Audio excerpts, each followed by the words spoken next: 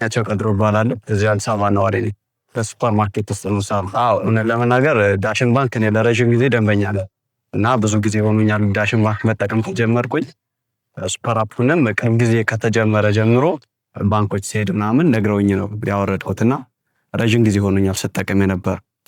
ይሄ እድልም እንዳለ ደግሞ ሚዲያም ላይ ምናምን ሰምቼ ነበር፣ ግን አጋጣሚ ከጓደኞቼ ጋር እንደዚህ እንዳለ የሚደርስ ምናምን አልመሰለኝም ነበረ። እንዳጋጣሚ ጓደኞቼ ነገሩኝ፣ የገንዘብ ዝውውር ነበረ።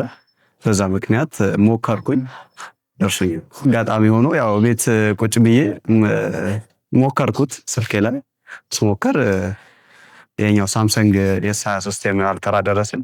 አልጠበኩም ነበር እውነት ለመናገር ይመጣል ብዬ አላሰብኩም። አጋጣሚ ሆኖ ደስ ብሎኛል። ዳሽን እድል ብቻ ሳይሆን ዳሽን ባንክም እንዲጠቀሙ ጭምር ነው የምመክራቸው። አሪፍ ባንክ ነው። በዚህኛውም ደግሞ ይደርሳቸዋል፣ ሞክሩ፣ እድላችሁን በርቱ ነው።